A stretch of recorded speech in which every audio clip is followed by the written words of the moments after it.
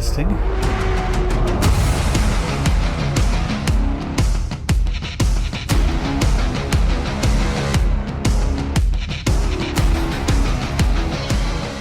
Well, okay, I may not be quite as elderly as I sometimes portray myself, but at 43, very nearly 44, I am definitely on the older side of the gaming world. And in some specific gaming circles, I truly am ancient. I've talked a bit in the past about how much I enjoy League of Legends, even though I'm ranked in the bottom 10% of players, and I strongly suspect I'm also in the oldest 10% of players. I'm not sure how my age compares with other Call of Duty players. It's a series that's been around for a long time now, and there are doubtless plenty of other old fogies like me who are still playing. In fact, a quick look at one thread on Reddit finds posts from players claiming to be 45, 46, 57, 68, nearly 70 even. So yeah, I'd say I'm definitely still in a minority of players over 40, but it's probably a sizable minority. And I wouldn't even say I'm a proper COD player. I've only dipped into it intermittently over the decades. Black Ops 3 was the first one I really got into, and the only one I'd say I've played extensively. But I've spent a fair bit of time with other games in the series, Cold War and Vanguard mostly, and now the Black Ops 6 beta is out, I thought I'd give it a go.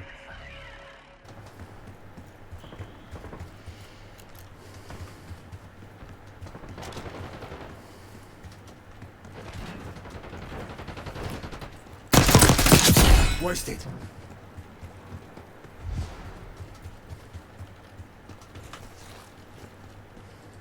Requesting recon above.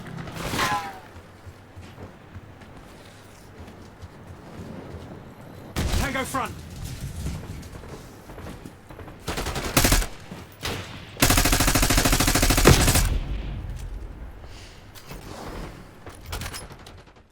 But the thing that really interests me is examining how much my relatively advanced age affects my gaming ability, and conversely, how much my gaming experience helps to delay or diminish the effects of aging. There's no denying that my basic reflexes, my ability to quickly react to visual stimulus, are not great. I've done this reaction time test on humanbenchmark.com a few times in recent years, and my results place me firmly in the bottom third of test takers. My results in the aim trainer game were slightly better, but still well below average. These are kind of the fundamental elements of COD gameplay, so I'm already going into it at a disadvantage. The thing is though, I don't feel impaired when I play COD. I don't feel slow or awkward, I feel like I'm responding with snappy precision. And from my perspective that makes sense, even though it's demonstrably not quite true. I'm operating at my maximum capacity. To be quicker or more precise is literally beyond my imagining. My nervous system just can't conceive of it. This is why it still kind of comes as a surprise to me when I round a corner, see a foe who has not yet spotted me, open fire, and then they turn around and obliterate me. It happens to me maybe once a minute, but foolishly it does still catch me off guard when some young whippersnapper manages to, be better at the game than me. You'd think I'd have learned by now. But even now, I still sometimes find myself thinking, well, that guy must be hacking. I mean, look at that precision in the kill cam. The way they snapped to me and fired 3 perfect rounds right into my skull, I couldn't do that. And then I have to remind myself that yeah, I couldn't do that, but plenty of people could, and have, and will again.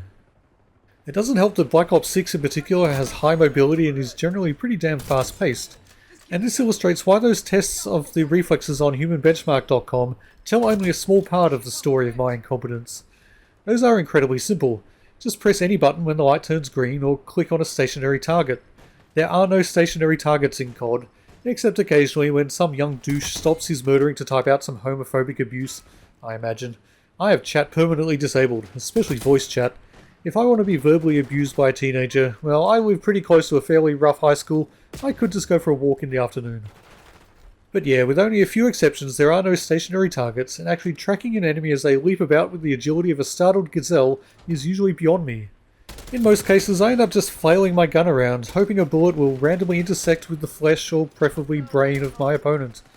It doesn't usually work out like that. In many ways, I tend to prefer COD's hardcore modes, despite the fact that I'm the last thing from a hardcore player. The main difference in hardcore is that everyone has very low health, so in most cases a single bullet is enough to take down a foe. This makes tracking targets unnecessary, so long as your first shot flies true. And for me at least, getting off one decent shot right at the outset is easier than keeping my crosshairs on what seems to be an Olympic gymnast as they parkour around the room. It really doesn't change my success rate. I'm still just as likely to get absolutely owned in hardcore as I am in standard play, but somehow it seems less frustrating. In standard, I have, maybe half a second to build up frustration, whereas in hardcore, win or lose, it's all over in the literal blink of an eye. So yeah, for an elderly gent like me, this is fast-paced stuff. But you may be thinking, surely old age has brought with it useful traits that might make up for my slow reflexes? Surely in my nearly 4.5 decades I've cultivated wisdom, patience, strategic thinking, and all of these things must have a use in COD.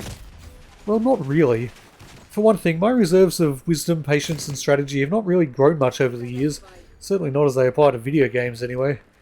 In fact, I'd say my patience with video games has markedly declined, while any wisdom I may have gained is more applicable to things like, say, complex social morality, or nuanced understanding of multi-layered textual analysis with regard to works of 18th century literature.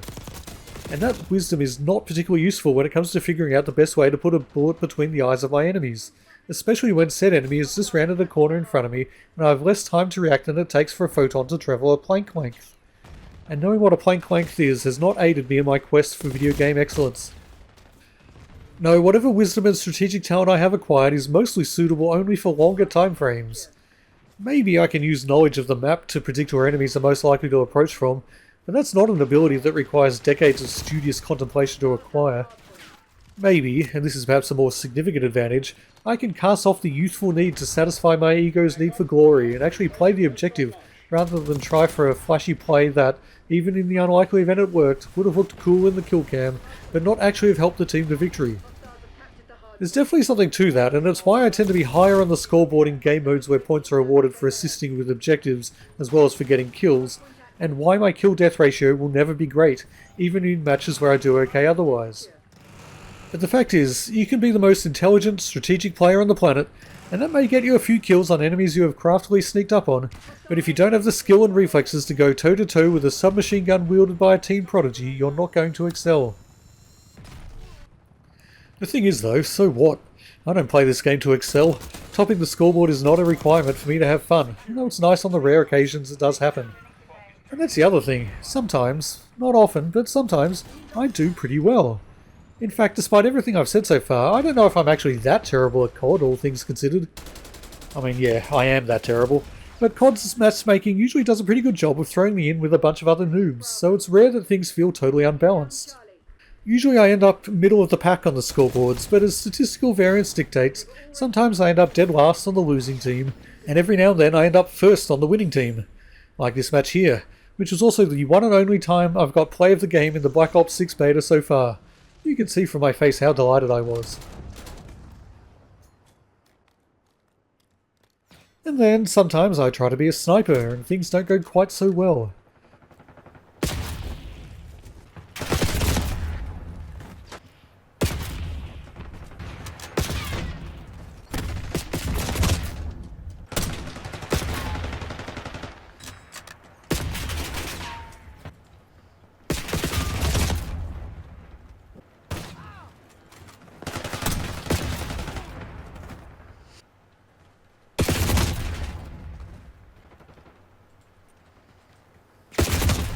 You can see from my face how upset I was. Either way though, I am genuinely having fun. Maybe slightly less fun by the time I'd been outdone in a sniper duel for the 30th time, but you know, still fun. But yeah, as you've probably gathered if you've watched many of my videos, sucking at games doesn't stop me enjoying them. There's another reason I like playing COD though, other than the simple pleasure of running around murdering folks. I honestly believe it's good mental training. I mean, not in the same way as something like those brain training games, of course, and perhaps not to the same extent, but I do think that simply subjecting my brain to situations where it has to make multiple split-second decisions, sometimes all in the same second, is a good way of keeping it active, if not hyperactive. I was born in 1980. That puts me roughly at the age range of the oldest people to have grown up with video games as a daily feature of life from the moment they were first able to grasp a joystick. And I think that has had a significant impact on the way my brain was formed as I grew, and the way my brain continues to be formed, or at least decays, as I age and my neurons slowly wink out of existence never to be seen again. Before the days of video games, it was rare for people to be presented with such a high density of rapid decision making. Yes, before then many sports required split-second decisions, but I'd argue that a 90-minute football match requires as many decisions as maybe a 3-minute death match in COD. And soldiers in wartime no doubt had to make some extremely fast decisions under the sort of pressure that, thankfully, gamers will never have to endure. But they didn't have to make such decisions often. In fact, if they made the wrong decision, they might never have the chance to make any decision at all ever again. A COD player, on the other hand, even after the biggest blunder of their lives, gets to mash the respawn button and be back on the field of combat in seconds. So for me and my generations, and all the generations that have come since, we've really had an opportunity to make quick reflexes and impossibly rapid and frequent decision making a part of our lives.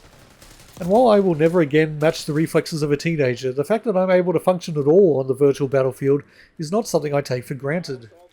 I know people in older generations who didn't have the chance to develop a facility for video games in their youth, and they have not been able to develop it since, despite their best efforts.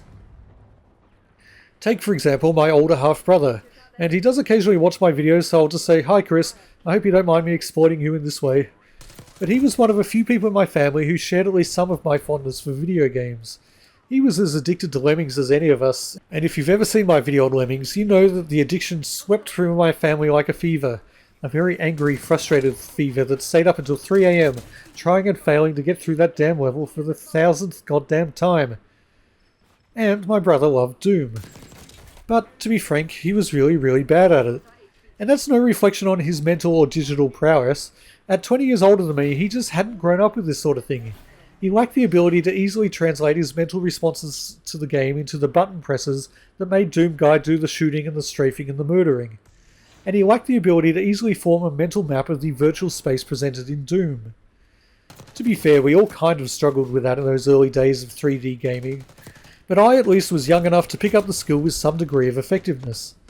Plus I had the practice of mentally mapping 2D games, which is obviously not the same thing, but with complex level geometry like that seen in Echo 2, it wasn't totally different. 30 plus years since the advent of Doom, my brother would now, I suspect, struggle to get past the first level. A while back he bought a PS4 with Doom 2016, and that didn't end well, although I would have loved to have seen his attempts. The PS4 went on eBay pretty quickly. Now obviously not every older person is going to have the same experience. If that Reddit thread I mentioned earlier is credible, there are at least a few people as old or older than my brother still playing and enjoying COD. It's safe to say though, my brother is not and could not be one of them, certainly not when it comes to COD, and not even when it comes to Doom these days. Me though, I can still handle Doom, both old and new school. I'm not very good at it, in much the same way I'm not very good at COD, but I have the fundamental skill set to get through it, on the lower difficulty settings at least.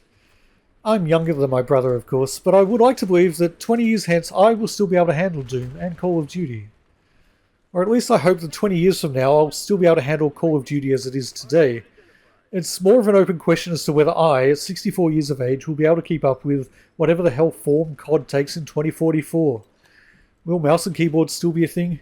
If I had to guess, I'd honestly say yes, I think it will be. It's just such a convenient and well-established input method. It's possible everything will be in VR with small, truly mobile headsets that are little more than a pair of glasses, and highly advanced controllers and body tracking. Actually, I'm pretty sure such things will exist, but will they be the place for mainstream gaming? I don't know. What I do know though is that whatever form gaming takes in 20 years, I want to be part of it. I want to be like one of those 60 plus year olds on Reddit still enjoying COD, and ideally I might even top the scoreboards every now and then. As long as the matchmaking is really robust and at least a few of my fellow middle-aged gamers keep up the hobby, it could happen. And I do honestly believe that playing COD now, even at my own rather crappy level, is doing my brain some good and helping that future seem at least a little plausible. It definitely gets the neurons firing, I can tell you. In fact, of all the things that advancing age has diminished, it might be my mental endurance that it's damaged the most. I honestly can't play too many COD matches in a row. All that decision making, that constant mental vigilance takes its toll, and takes it rapidly. But however you do it, keeping your brain active has got to be a good thing. Writing and producing these videos is one way I do it, and I honestly believe it's a worthy one. And some games keep the brain active in a more gentle, but perhaps more profound way. Games like The Witness or Outer Wilds or Baldur's Gate 3 or Factorio and Satisfactory, stuff that makes you think about puzzles and solutions and systems and efficiency. But games like COD or League of Legends or Overwatch or whatever, they challenge my brain in a very immediate, very demanding and very fast-paced way, and I welcome that challenge, no matter how often I may fail at it. For now at least. I'll let you know how I feel when I'm in my 60s. Well, thanks for watching. I'd love to know what you think and how aging has affected your gaming ability. Be warned, the decline starts kicking in sooner than you might think. And on that note, get off my lawn.